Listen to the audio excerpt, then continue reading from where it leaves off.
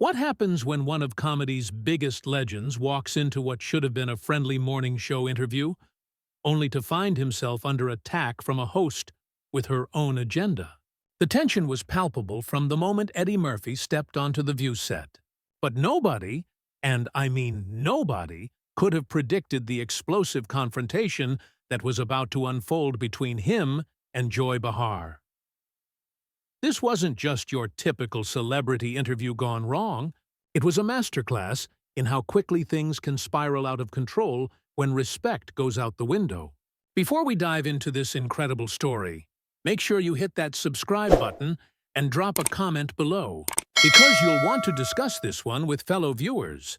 Eddie Murphy had been making the rounds promoting his latest project, and The View was supposed to be just another stop on a routine press tour. He walked onto the set with his characteristic smile, greeting the panel of hosts with the warmth and professionalism you'd expect from someone who's been in the entertainment industry for over 4 decades. Whoopi Goldberg, Sarah Haynes, and the other co-hosts welcomed him with genuine enthusiasm, clearly excited to have such an iconic figure on their show. "Eddie, it's so great to have you here," Whoopi said as he settled into the guest chair. "We've been looking forward to this conversation all week. Thanks for having me." "It's always a pleasure," Eddie replied, his voice carrying that familiar, easy confidence that has made him beloved by millions worldwide. The interview started off smoothly enough. Eddie talked about his new project with passion and humor, regaling the hosts and audience with behind-the-scenes stories that had everyone laughing. His natural charisma was on full display as he discussed working with the cast and crew, sharing anecdotes that showcased both his comedic timing and his genuine appreciation for the collaborative nature of film.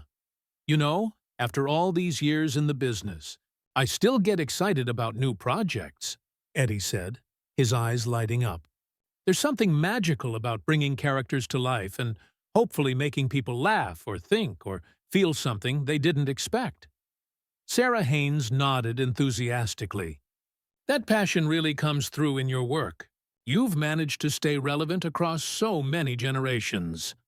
"I think that's because comedy, real comedy, is universal," Eddie responded.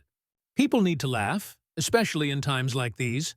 If I can provide a little escape or a moment of joy, then I'm doing my job right."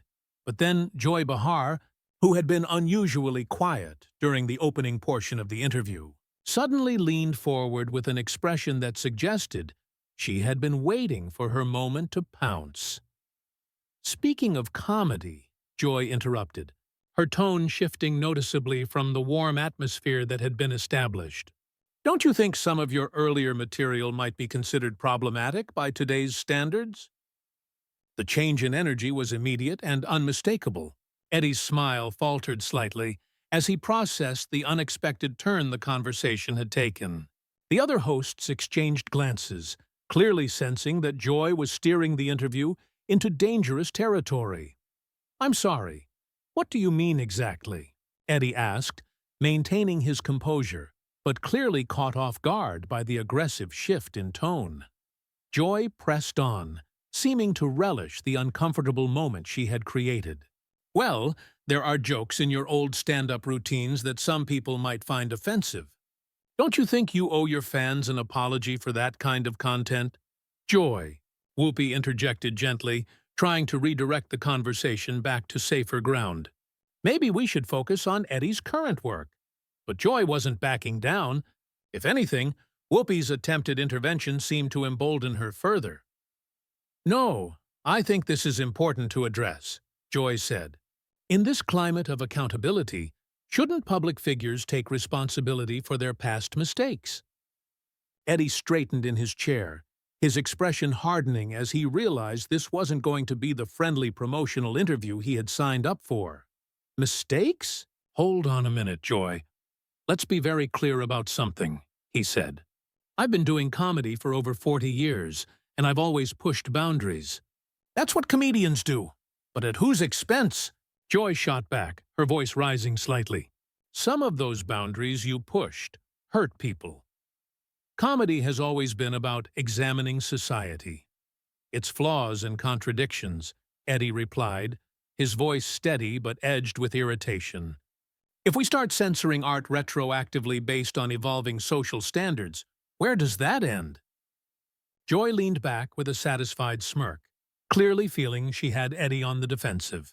So, you're saying you have no regrets about any of your past material? I'm saying that I'm proud of my body of work, Eddie responded firmly. I've grown as a person and as a performer over the decades, just like everyone else. But I'm not going to sit here and apologize for making people laugh or for being part of comedy history. The tension in the studio was palpable. Audience members shifted uncomfortably in their seats, and the other hosts were clearly struggling with how to handle the increasingly hostile dynamic Joy had created. That's a very convenient way to avoid accountability, Joy said with barely concealed contempt. Eddie's jaw tightened visibly. Convenient? You think it's convenient to have someone ambush me on what was supposed to be a friendly interview to promote my work? You think it's convenient to have my entire career reduced to whatever talking points you decided to prepare before I walked in here?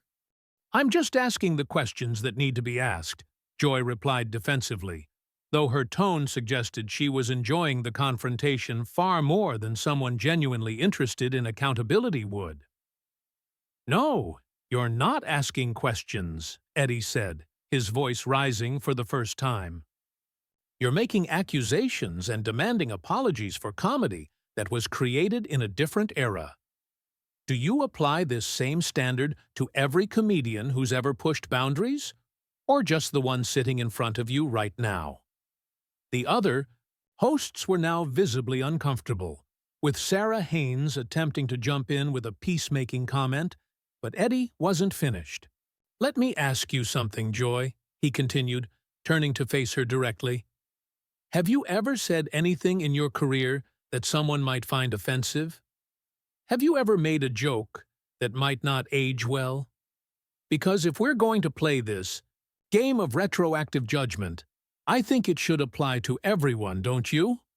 Joy's face flushed red at Eddie's direct challenge, clearly not expecting him to turn the tables on her so effectively.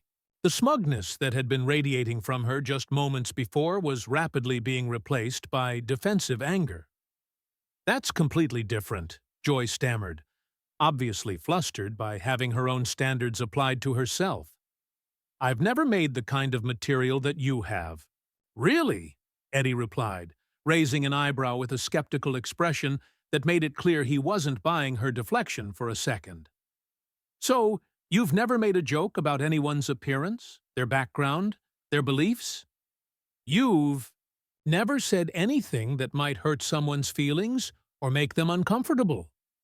Whoopi tried once again to intervene, sensing that the situation was rapidly spiraling beyond anyone's control. Maybe we should take a step back here and remember that we're all on the same team. But Eddie was just getting started, and Joy's attempt to hold him to standards she clearly didn't apply to herself had struck a nerve. No, Whoopi, I think this is exactly the conversation we need to have, Eddie said firmly. Because what's happening right now is a perfect example of the double standards that are destroying honest dialogue in this country. Double standards? Joy scoffed, her voice dripping with indignation. I think you're being a little dramatic here, Eddie. Dramatic? Eddie laughed, but there was no humor in it. Joy, you literally ambushed me on live television, demanding that I apologize for my entire career. And you think I'm being dramatic for pointing out the hypocrisy? The audience was now completely silent, riveted by the confrontation unfolding before them. This wasn't the usual controlled chaos of daytime television.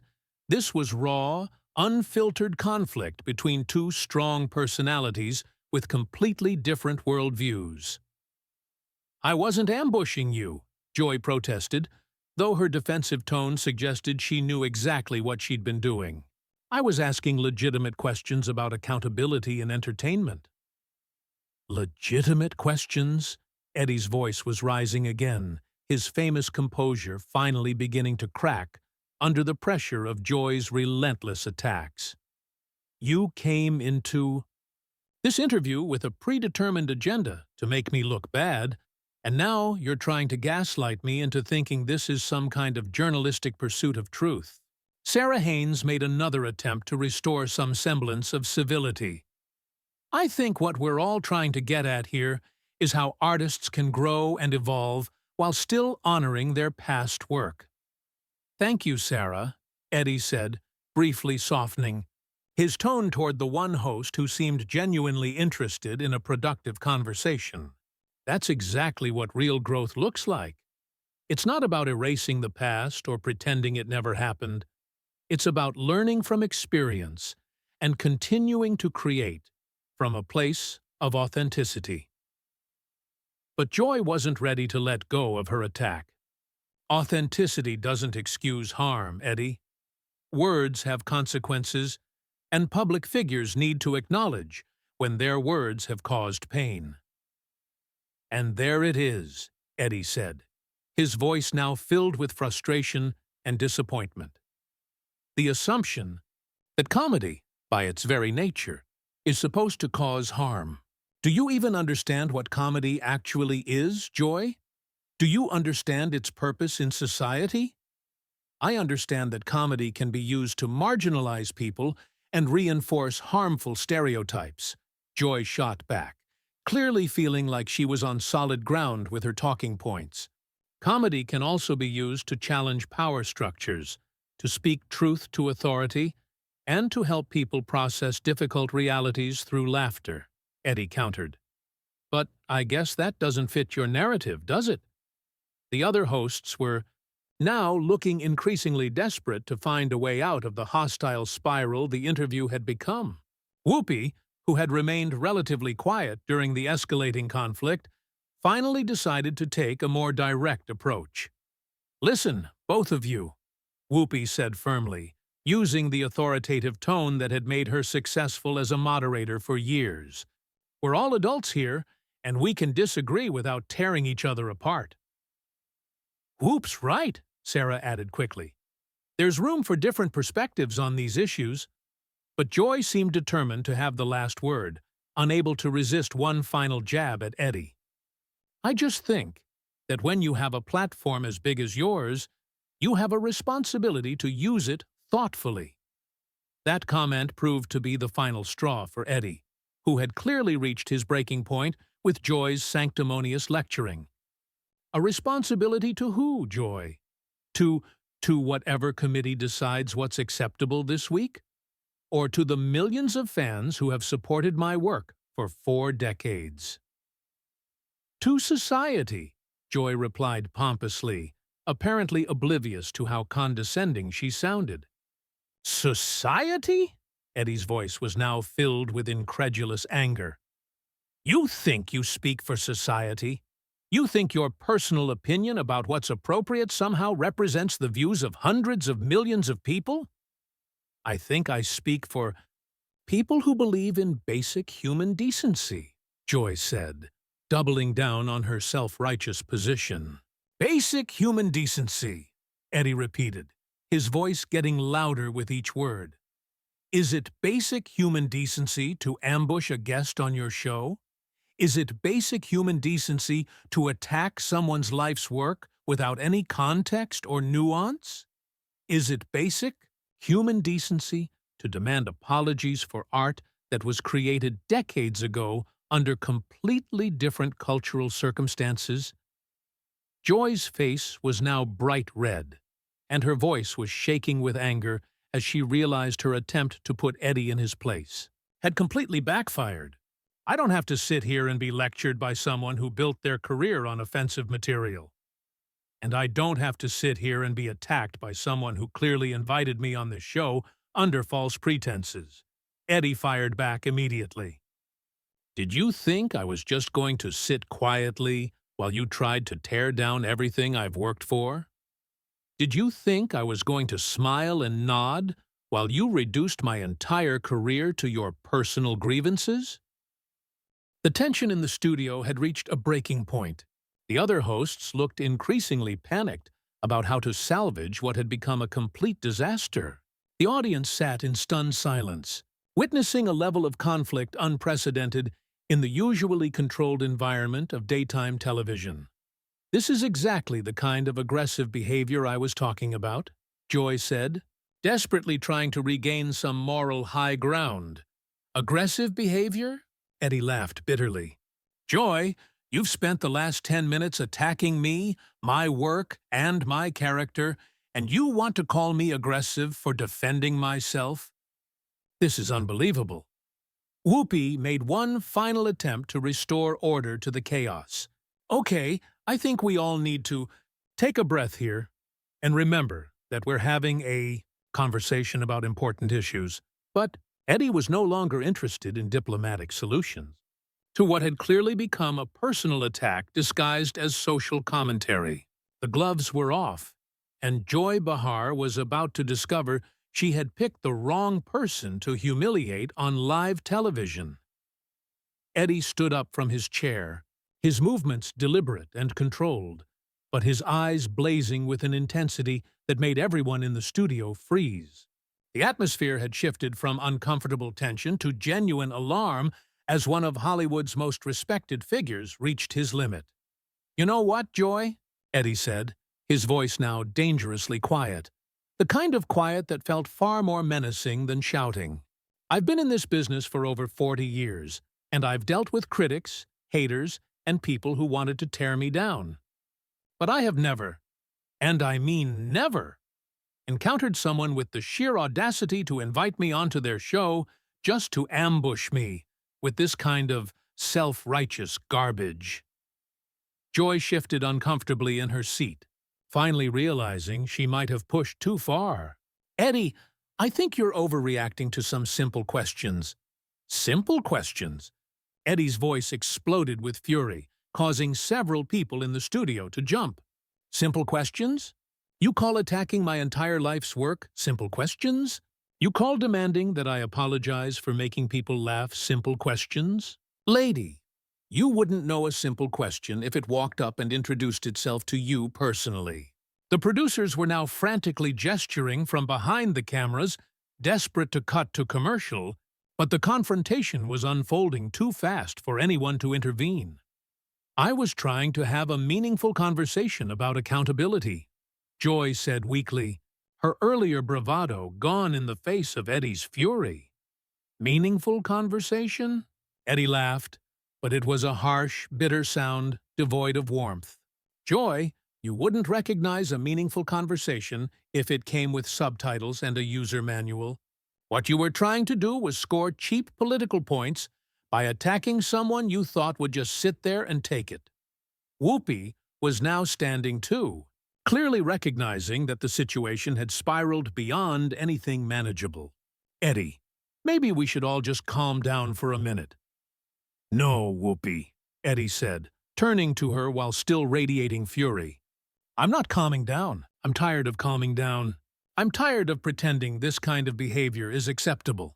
I'm tired of watching people like Joy turn every conversation into an opportunity to lecture, shame and virtue signal instead of actually engaging with ideas."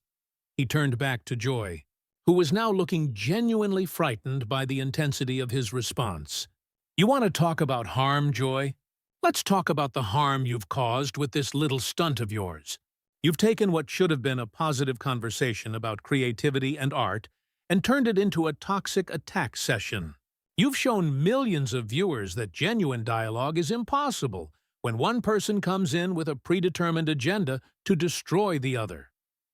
"I never tried to destroy you," Joy protested, though her voice lacked conviction. "Really?" Eddie's tone dripped with sarcasm.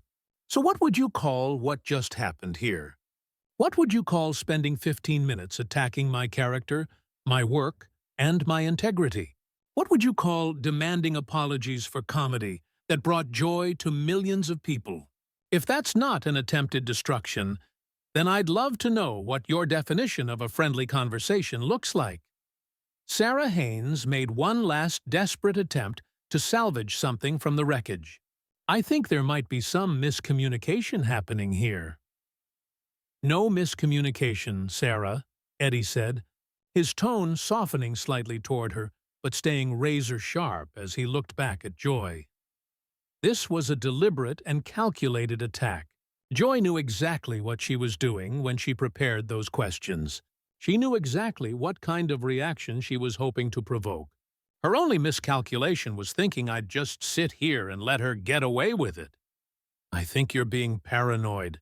"Eddie, not everything is a conspiracy against you," Joy said. That was the worst thing she could have said. Eddie's eyes widened with fury. "Paranoid?" he roared, his voice filling the studio. "Paranoid, Joy? You just spent 20 minutes systematically attacking everything I've built in my career, and you want to call me paranoid for noticing? You think gaslighting me is going to work here? You think I'm going to question my own perception of reality because you say so?" The audience sat in stunned silence, riveted by the raw emotion pouring out of one of their most beloved entertainers. This wasn't just a bad moment on live television. It was a man defending his life's work against someone who had completely underestimated him. "This is exactly the problem with people like you." "Joy," Eddie continued, his voice carrying the weight of decades in an industry that had tried to tear him down more than once. "You think you can say whatever you want, attack whoever you want, and then when people respond with justified anger, you dismiss them as overreacting or paranoid. Well, that game doesn't work on me." Joy sat in silence, unable to respond. "You know what the real tragedy is here, Joy?" Eddie said, his tone lowering but still sharp. "You had a chance to have a genuine conversation with someone who spent 40 years learning about comedy, about connecting with people, about how humor evolves. You could have asked about creativity, about responsibility, about growth. But instead, you turned it into a political attack session because that's apparently the only way you know how to talk to people." He paused, then looked directly into the camera. "And that, more than any joke I've ever told, is truly offensive." The studio remained silent for several long seconds as the weight of his words hung in the air. Finally, Whoopi cleared her throat. "Well, this has certainly been an intense conversation," she said, her voice unsteady. Eddie looked around one last time, his anger cooling but disappointment still visible. "It didn't have to be, Whoopi. It really didn't have to be." With that, he walked off the set, leaving behind a stunned audience, a group of shaken hosts, and one humiliated Joy Behar, who had just learned the hard way that not everyone can be ambushed without consequence.